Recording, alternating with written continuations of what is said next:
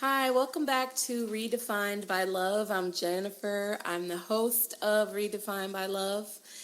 And if you're new, just to tell you a little bit about what this podcast is all about, we like to talk about the things that define us, our mindsets, opinions, identity, about ourselves and others, and how we can literally redefine those by the truth of the way God sees us instead of the way the world sees us, more or less.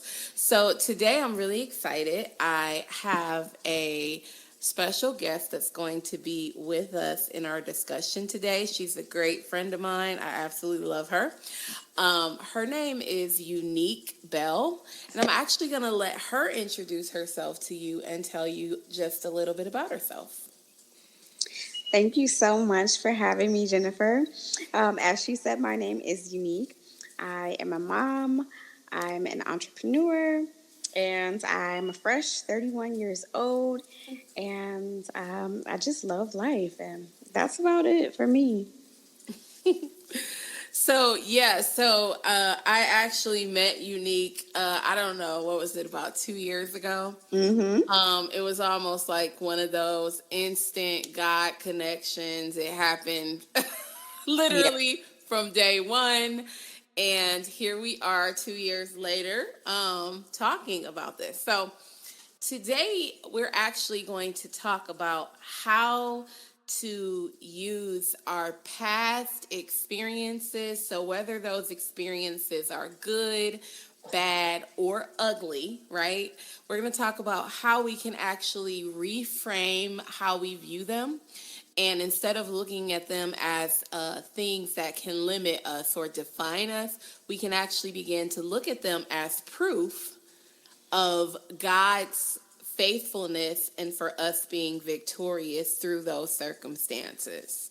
So, as such, I guess I'll start out with a brief overview of my opinion in that area, and then Unique, you can then begin to share yours as well, and then we'll go into some specific questions. So in my case, I have obviously a lot of things in my past. Like, I'm pretty sure everyone does listening to this. I came from a situation that was basically orphanhood. Neither of my parents raised me. I was raised by family members, and I wasn't always made to feel like I was like welcome. I came out of domestic violence, other forms of abuse, a bit of alcohol abuse on my part, although very, very brief, and countless other things, like a lot of heartbreak, a lot of depression, anxiety, just really, really bad emotional state. And for a long time, to be honest with you, I let that define me. So I let myself feel like, well, who am I to talk to someone about marriage when I got divorced? Who am I to, talk to people about how to have high self-esteem when it took so long for me to actually develop good self-esteem? And it actually was recently, like I would say this year, maybe a little bit in the last part of 2023, that I began to see these things instead of limitations for me as areas where God has just shown himself to be faithful, and I've experienced victory over them. So essentially, in many ways, that makes us the person that can impart to others. And that's like my general overview. So what do you think about it, Unique? I feel the exact same. I have things in my past that have hindered my confidence or my way of viewing life in the past. And just through the experience, through the experience and also the relationship that I have developed with God, um, those views that I had in the past, they've changed. They've matured, and I am much wiser than I was then. Yeah, and I think that's great, especially with you being 31. You're About a time. whole 10 years younger than me, which is crazy. So I think when I was 31, obviously I didn't have that mindset. So even if you're like, oh, I'm 31, like that's Mm-hmm. still early for a mindset that sets you up really to walk in victory. And Mm-hmm. so one of the things that I was really thinking about when I was thinking of this topic is like, so for instance, I work with a lot of people who come out of very severe addiction. And I'm talking like heavy drugs, people that have overdosed before and been to like some really dark places. And a lot of times what I find is that the self-esteem is greatly affected after. So maybe not while in the Mm-hmm. grips of it, but after coming out and receiving a measure of healing, a lot of times that's when these self-esteem issues start to resurface. So I'm kind of curious, like from your perspective, especially being a little bit younger, like, do you think that after you started getting healing and seeing like some of these things, like that's when the self-esteem started to really like get affected by some of the past experiences, or do you feel like you like felt it in the thing? Just curious. I think that for me, during the occurrences, my self esteem was greatly impacted. I Mm. think that in hindsight, my self esteem it repaired itself during the self work and the solitude, the prayer and fasting, and just taking time for myself is when the self-esteem repaired itself. Just like any um, any wound takes time to heal. I think that once I figured out how long it took, once I figured out that it could happen, that I could repair my own self esteem. Because, while you're in the instance, while you're in the situation, where whatever that may be, you just feel like it's just never gonna be back to normal. You just feel like this feeling or these feelings that you have, they're just gonna last forever. And that sometimes leads people to suicide. But once you realize how it works and how your body is just like, it could just be this big open wound that just needs time to heal, then you know how to kind of self heal and kind of self soothe, and also use God as also a partner in repairing yourself, if that makes sense. No, that does make sense. So I think my story is kind of a little the opposite. Same components. So it's like the same ingredients, right? Mm-hmm. But mine was a little opposite because I was very deep in the depths of depression. And when I say like depression, I'm not talking about like the cute depression that we see on TV, like, oh, lay in bed and eat candy. Mm-hmm. I'm talking about like depression, like asking God, why am I even alive? Like, can't I Mm-hmm. just be done with this? Mm-hmm. And Mm-hmm. so I actually had to have a drastic encounter with the Lord to even Mm-hmm. come to a point where I realized that something was wrong. Like I was oblivious to the fact that the way Mm-hmm. I felt was not me. Like I actually thought it was just my personality, to be honest with you. For years I said Mm-hmm. that. I thought, oh, I'm just a somber person. Like this is just how I am. But I had like a really life changing face to face encounter with the Lord in 2020. And it was after that I began some of those other components. Like, of course, still came into play prayer and, fasting and, doing all of the more things that we consider like self-work, Mm-hmm. that's still God leading us into it. At least in my case, it was still him directing me to, take a step back from things and spend some quiet time and that type of thing. But honestly, I don't even think I would have been able to recognize the state of myself. And I think it depends on how deep you are in that dark place. Mm-hmm. Sometimes we do know. Like, we're like, okay, I know this is bad. I shouldn't be doing it. But sometimes we go so far down the rabbit hole that it's almost like you begin to think that's normal. And coming out of that, I think my self-esteem got somewhat repaired. Cause in my case, I'm the opposite. Like, I knew my self esteem was not good in the middle of it.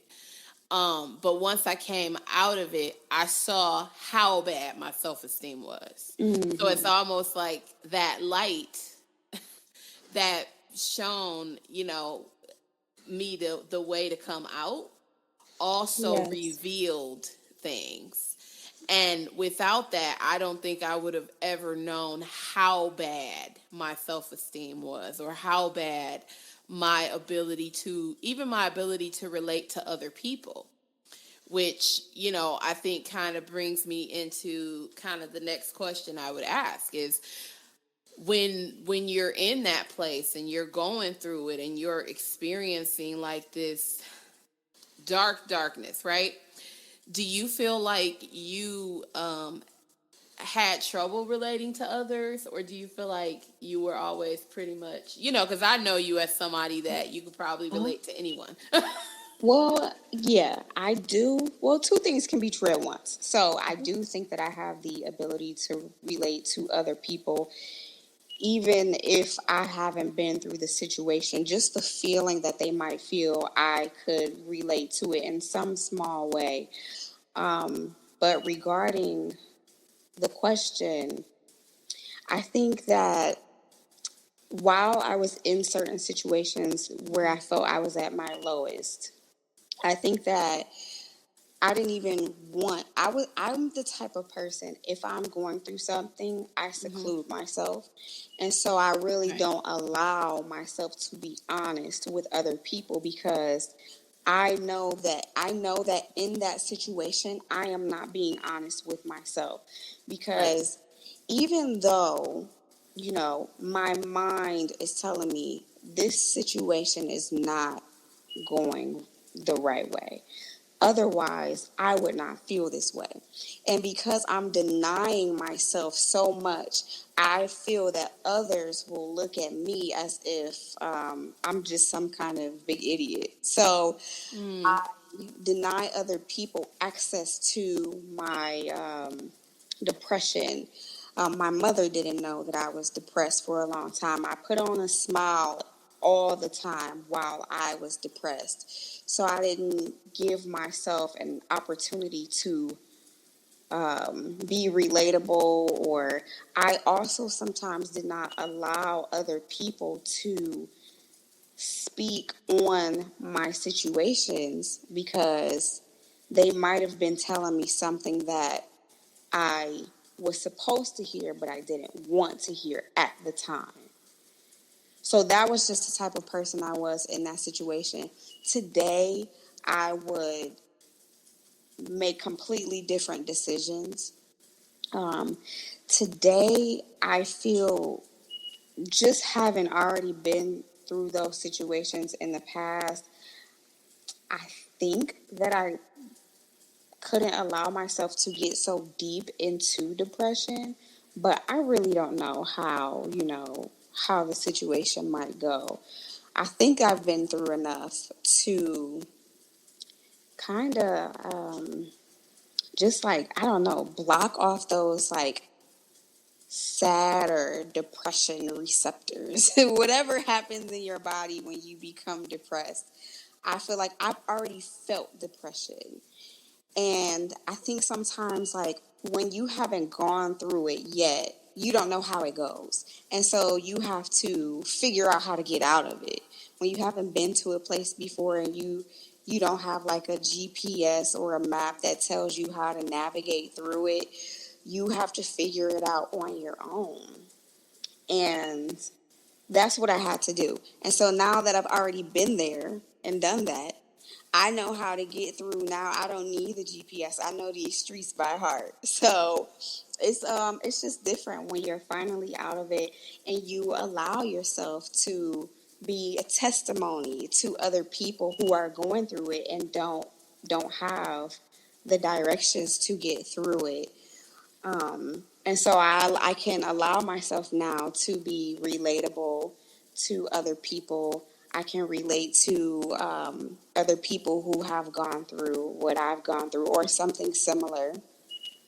And I can help them. I can assist them with getting through, whatever the situation is. That was So pretty long, but yeah. yeah, no, that's really good. So I think that probably a better way for me to ask the question would have been connecting to others, not so much because I think empathy comes with emotional maturity. I think Mm-hmm. there's a version of something that looks like empathy that can happen even if you're not emotionally mature, especially if you Mm-hmm. battle like codependency or Mm-hmm. any type of emotional vulnerability disorders. I think it looks as though it's empathy, but it's not true empathy. So as we become more spiritually mature, emotionally mature, sorry, we are better able to have actual empathy for other people Mm-hmm. without it necessarily pulling us into it, right? So I was what I was thinking as you were speaking is that so there's a couple different versions of depression, right? And we all know the stories, the horrible stories about like the comedians and all these people that every time Mm-hmm. you see them, they're the life of the party. They're the, Mm-hmm. you know, and they're you look at them and you think, wow, I wish I could be that happy any day of the week, right? But Mm-hmm. the reality is these individuals are also depressed. Right. So there is another side to depression. So what I've found, my kind of go-to formula, right? Because again, I suffer really bad depression too, like debilitating. Um, and what I found is when I experience emotional circumstances or things that I feel like are emotionally difficult to process, I actually have learned the necessity to process it. Mm-hmm. So I don't necessarily say, okay, well, I'm gonna ignore it or like push it down because I've actually found that is bad later. So it may make me Right. feel better right now if I just push it aside and say, no, I don't feel sad. I'm just going to get up and go. But at some point, I have to develop, right? I have to develop a plan. I have to Mm-hmm. develop a way to deal with those emotions to where I process them and then release them, and then I can move forward. Because I've done both. I've done just laying in them and letting them overtake me and control me. Bad idea. But I've also done well, I'm just going to push this down and say I'm okay and keep going, and also bad. Because they both eventually the emotions still end up governing us. It's just whether Mm-hmm. it happens now or later. Mm-hmm. And both are bad. Honestly, I would almost say the second one is worse because what used to happen to me in my experience was when I did that, they would come out at the wrong time. And Mm-hmm. it would be that epitome, the age old story of the woman whose husband left a sock on the floor and she flips out because he left Okay. the Yeah. sock on the floor. But she's not flipping out because he left a sock on the floor. She's flipping out because work is stressful. The kids are stressful. People hurt her feelings. She's felt Oh. rejected or abused, and she hasn't said anything for all of that. And now this sock on the floor becomes the straw that broke the camel's back. right? Right. And so she reacts to the sock on the floor, but she's reacting to everything else, right? And Right. so I think it's important for us to develop ways that we release things that are emotionally taxing and make us feel pain, hurt, however you want to say it. So I would love to like talk about what some of those things could be.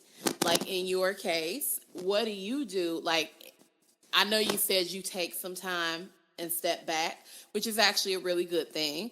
But what are some of like the things that you could tell other people, hey, try this, for when you encounter things that are emotionally difficult, stressful, your feelings are hurt, whatever you want to say.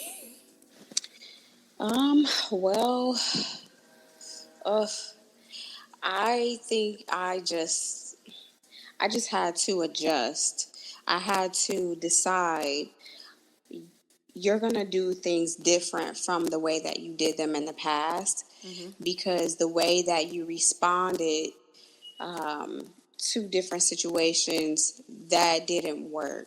So my whole model is to do the complete opposite of what I would do in the past. So instead of yelling at someone or being in an argument, I'm just going to walk away, or I'm going to hang up. I'm just going to completely remove myself from situations that trigger me. Mm-hmm. If it's something like, man, I think it just really takes it really takes time. My whole thing is just time. Everything for me is just time. I know that, okay, if it hurts right now, in a little while, like my emotions will regulate themselves. Um, it might sting a little bit, but you just have to give yourself time, and you give yourself Right. as much time as you need. And you can go out and talk to someone professionally if you need to get these things from the inside of your body to the outside. um, Listen to someone or talk to someone who has a voice of reason for you, someone that can help you make sense of things.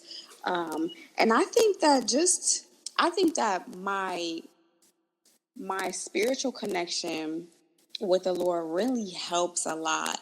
And I know we don't want to really get too preachy, but it really helps me, because I think that the Lord is orchestrating everything. And so, because I think that He's orchestrating everything, I'm not going to like ball my fist up and shake my fist up at God and and curse him. And so, because I'm not going to do that, I'm going to recognize and understand that this is his plan. So, okay, while I may be going through this heartbreak, my father promised me something, my creator promised me something, and heartbreak was not it. And so, because I believe in him and I trust him, I know that this might be happening right now, but this is just a segue for what's to come. And that means something good is coming after this. And that really moves me through these situations where I feel like I can no longer be um, extremely impacted in a very harmful way by any situation that's coming my way. It's really God's armor and his protection that really helps me move through these situations. Yeah, so I think that's really good. I think that in my case there's some of those components for sure. Like the way I look at it is this. I can experience something that is bad, number one, and recognize that um God did not do it. You know what I mean? Like Mm-hmm. I would never attribute a bad experience I have to part of his plan or him. Mhm. Like I recognize that there's a lot of forces spiritually, right, that Mhm. are operating, especially in the world that we live in, and therefore many things happen, to me. Sometimes, though, the reality is the things that happen are the result of my choices. Mhm. And so when things that we attribute to being negative or bad or unfortunate, however you want to say it, happen, I can recognize both at the same time. I can recognize Mhm. this is a crappy situation, right? I hate this situation. I hate that somebody died. I hate that I'm sick. I hate that I don't have the finances to do something. Whatever it may be. We could apply it to anything. But he is still good. So when Mhm. I was emotionally immature, I would attribute everything I experienced to, okay, well, God is. So you hear people preach stuff like, oh, well, God used that sickness to humble the person, or, well, the reason they're not healed yet is because God wants them to learn a lesson and stuff like that. Mm. I Mm. actually reject any Mhm. version of theology that associates negative experiences with God. Mhm. But I do recognize what Scripture actually says, which it says that He will turn any situation for our good, which Yes. really just means He'll take the bad situations that we find ourselves in, or the bad situations that Mhm. happen, and pull good things out of them or rework them, right? Like the Right. whole the whole pottery, Mhm. the potter's room, that's in the book of, I think that's Jeremiah. I could be wrong. I think it's Jeremiah. But so he'll turn it off for a positive uh outcome. And it's more like when I talk about what do we do, like what could we tell somebody, I'm more thinking like for somebody who is either developing their relationship with the Lord, or for somebody who doesn't know what that looks like. Because I could say, Mhm. oh, I just spend time with the Lord. Well, if they don't know him, they don't know him. Right. You know what I mean? So for me, just some examples that I would personally give in my life. I definitely find a lot of peace in sitting in quiet time with the Lord. I have found the benefit of not finding or meeting him as some external force, but really understanding and focusing on the union that exists between me and the Lord. So focusing to that place that exists within my spirit, and spending quiet time there, and not always, praying, even not always fasting, not always reading scripture, not always, Mhm. just having that quiet time. I've actually found most of my healing in that time, to be fair. Yes. So I do that when things are really bad. Like I'll just shut everything off and Mhm. Yep. listen That's for his solitude. listen Th- for his voice, right? yeah. Another thing I do is worship is a huge way for me. Like it's actually funny because sometimes I move and go so much.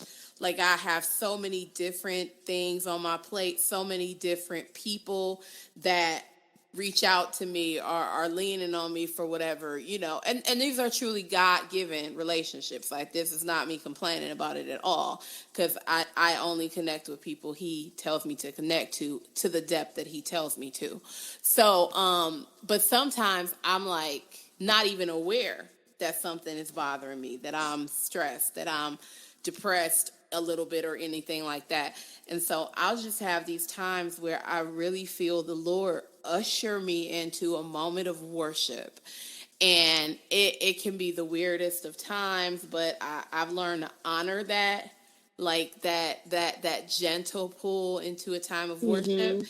And it'll be like a 2-minute worship song or 2-minute worship session, 5-10 minutes even, and I'll be crying and I'm like, oh my God, I didn't even know, like I was upset about Yeah. something. Yeah. I didn't know that I was struggling with anything. I thought I was good, but it's Yeah. because of that habit that we have to just push it down and say, nope, I'm not Right. acknowledging it. Nope, I gotta Right. go. I got a meeting. I got a business to run. I gotta go to work. Mm-hmm. I got a session. So we push it down and we're like, I'm not dealing with it. I'm gonna pretend it's not there. But he actually knows me, Right. and he And knows me to know that I need to release that. And that's kind of what mm-hmm. I, one second, I'm going to let you speak. What I need to do for me, my biggest tip that I could give is I have to release it to him. I cannot apply a conscious process. He's the only place I've ever found that I can release it and not take it with me, basically. Mm-hmm. So you go ahead. Sorry. Well, I was gonna say, for those who don't know how to come to the Father yet, or how to collaborate with Him, um, I would say that time to yourself, that time by yourself, allows you the time to actually bring those things to the surface, because what else are you going to do while you're sitting in solitude and in quiet, but think about everything that's going on at the time? And it allows you time to be honest with yourself. And when you're just on a go and responding emotionally, you're not giving yourself the time to actually be very honest. You're not giving yourself the time to make correct decisions when you're just constantly going at the situation, attacking the situation, trying to correct the situation or fix it in like a manic type of manner. So I would say, take some time. I call my closet my prayer closet, but if you have anywhere where you could just sit and just think about things, you can assess it and kind of internalize, what you should do, and choose yourself. Be honest with yourself. I don't think that we're supposed to be here to have so many negative encounters. But if we will be honest with ourselves first, then we will make better decisions. Allowing people, or allowing ourselves to be put in, or put ourselves in situations that have a negative outcome, is denying ourselves of the truth. It's saying, like, I know this is wrong in my mind, but disregarding that. And so if you actually just sit and take time and internalize the situation at hand, you can make a very intelligent decision on how to move forward, even if you don't know how to come to the Father about what you're going through. And that was all. Yeah, no, I think those are really good tips. I think there's some differences for each of us and what that looks like to us, but I think that Mm-hmm. ultimately um it results in the importance of processing and releasing Mm-hmm. things. Because it even if you sit and you're thinking about it and you're evaluating it, it depends on the depth of the pain. I'm like, for me, so Mm-hmm. if somebody has really hurt me, like to a point that it's detrimental, I can fall into what clinically, psychology would refer to as rumination too. So, and ruminating is like where you're thinking on a thing over and over and over and over again. So I very easily fall into that habit. I've done it for years. And so I have to actually be careful with just sitting and thinking about the problem. What I often have to do is sit and say, I'm literally, and sometimes it's so serious that I have to visualize myself handing that problem and leaving it at the cross. Like Mm-hmm. literally visualizing myself unloading it and leaving it there for Jesus and saying, I'm disconnecting from it. I'm not even going to touch it anymore. Mm-hmm. And then I can process the emotions associated with it and begin to release those. So it's not, for me, it's not so much thinking about it. It can be depending on what it is, but I can fall into bad habits of rumination where, because typically I'm a deep thinker. So if I start thinking too deep on something, I'll think about what the other person's perspective was, what they really meant by it, what it says about me, what it says about our relationship. And you see how very easily that could become Mm-hmm. a very bad rabbit hole. Yes. Yes. So you have to know yourself, too. You have to know what your triggers are. And I Mm-hmm. really liked what you said about removing yourself from the triggers. And I think depending on where you are in the processing of maturity, I think there is a time when you have to remove yourself from the triggers. But eventually we do have to understand that we're going to get triggered. Like Yeah. No somewhere, matter somehow. much how much Right. healing. So when we can remove ourselves, and that's the point there actually, and I'm gonna pause that for 1 second because that's another question. So in the beginning, you must remove yourself from them because you don't have the emotional maturity to deal with it. Like, and as soon as you're triggered, you're gonna go boom, you know.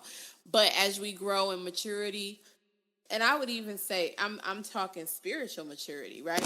As we grow in spiritual maturity and begin to submit ourselves and our thinking process and the way we perceive and view the world more and more to a Christ kingdom centered mindset, we begin to better deal with bigger levels of triggering and yet exercise dominion and governance over our emotions, which eventually is the goal.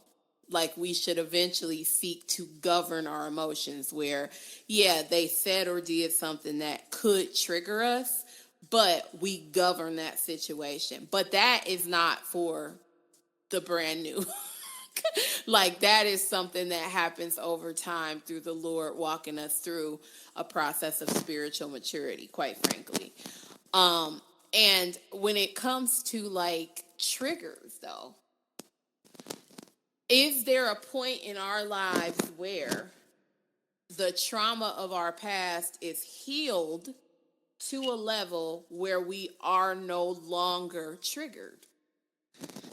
Mm. Mm. I would say no. The reason why I Yeah, say you gotta no, back that up because I strongly disagree with that. But go ahead. um, I I say no because I think the difference for me is that you can still be triggered, but you could respond differently. Something can trigger you, um, and I'm trying to give an an example without really giving so much information about it. But let's say a person, no matter how hard you try, you know this person triggers you. This person triggers you. Maybe that you could be related to this person, and you really are trying to be very intentional about how you respond to being triggered by them.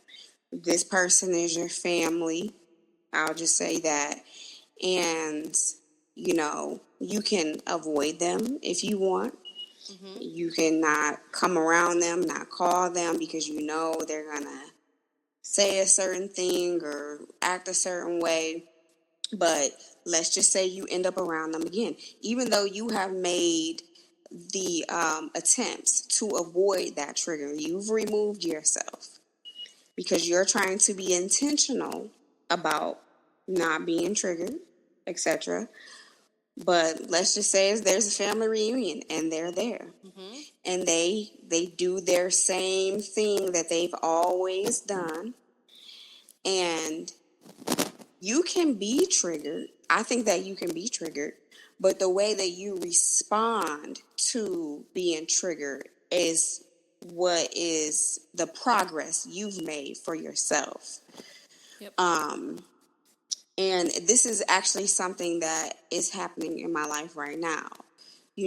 Although I like to not be around this person for certain periods of time, long periods of time, because I know, the direction a conversation might go.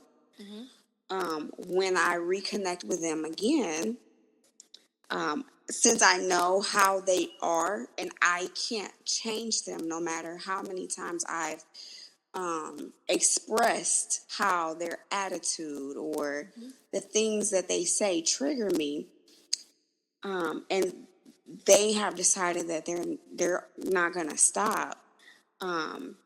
Now I have decided that, okay, when this person says something that triggers me, I'm just going to ignore them, even though they've triggered me.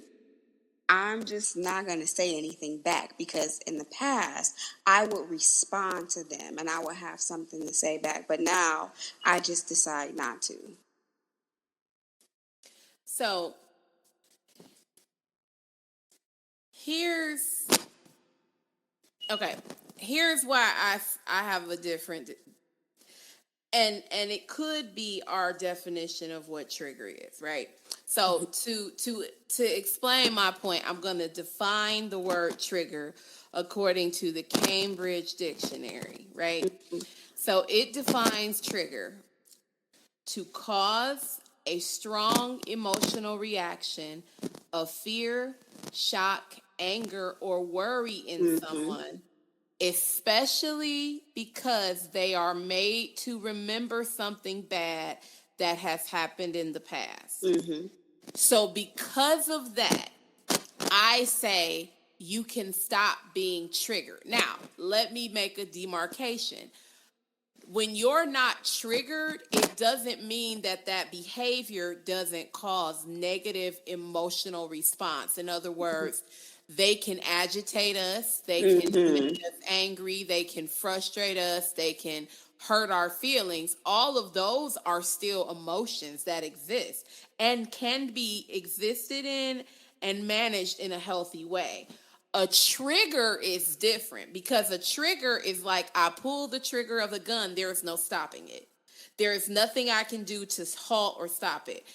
You can be, when you're still triggered, the actual clinical definition of trigger, according to this dictionary, is that it actually takes you back to the emotions associated with that event. So I cannot like someone, and guess what? That's reality. We're going to have people we don't get along with the best. We're going to have people that have different points of view from us. We're going to have people that we disagree strongly with, right? All those can be done in a healthy way. You would agree, right?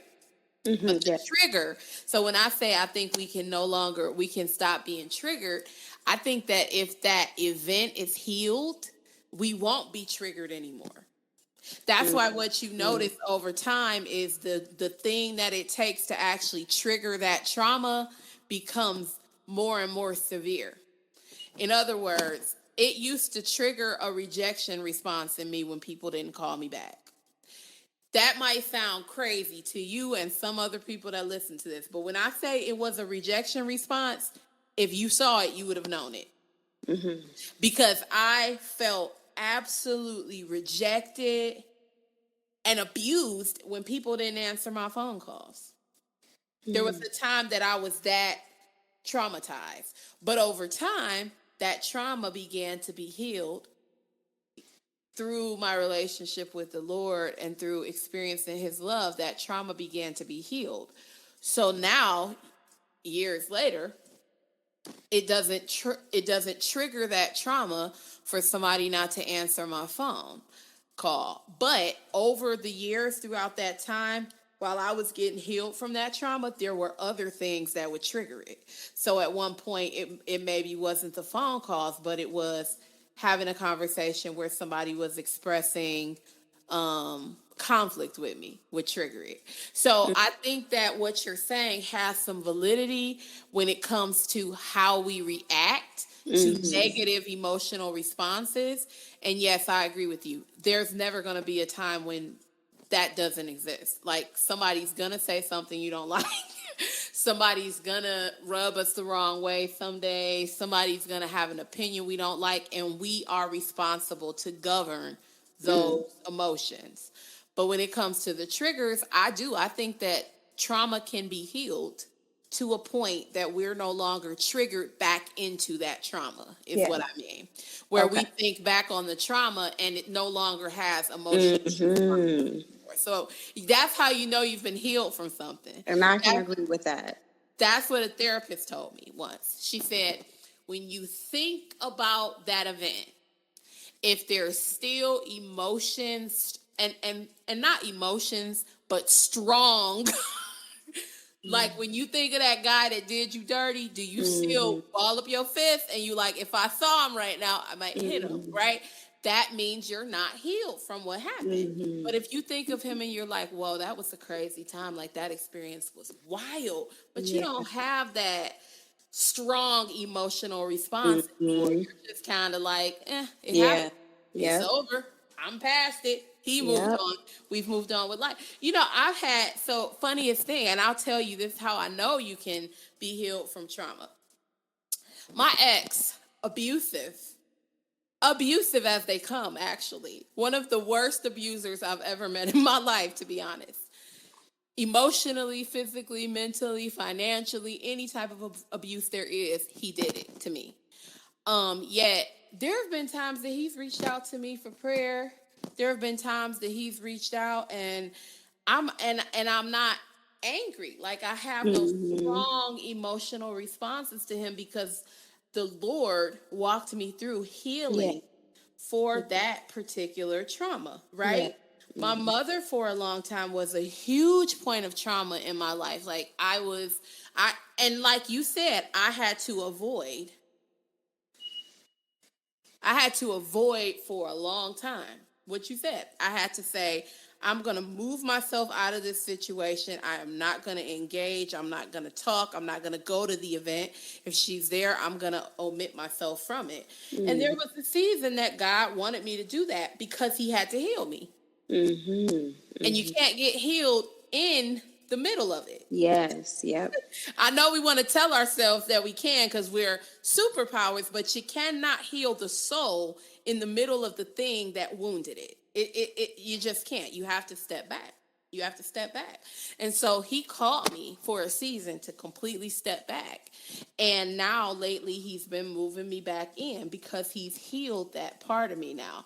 So that it's probably, and I hate to say this like this, but it could even be the Lord bringing you into those situations where he's now saying, hey, while the trauma of it is healed, now I want you to actually exercise governing yourself. Yes. Because that's actually how we show power in our lives. So he may actually be he may be moving you into those environments. Like I don't know. I mean, I'm not him, but I could see that being very true because I know you've had a lot of healing and spiritual growth over even the time I've known you, 2 years.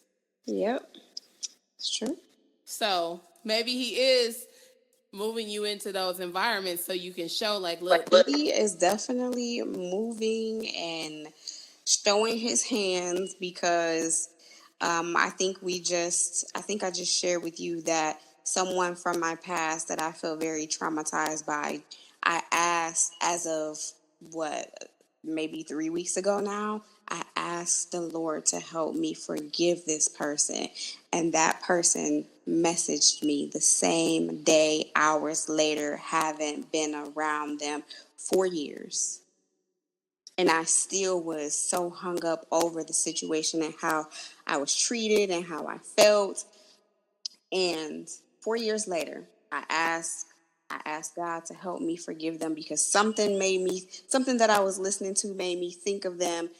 And that person texted me a couple hours later, and everything that I was feeling about them, the resentment, the bitterness, the anger, the hurt, all of that went away that day.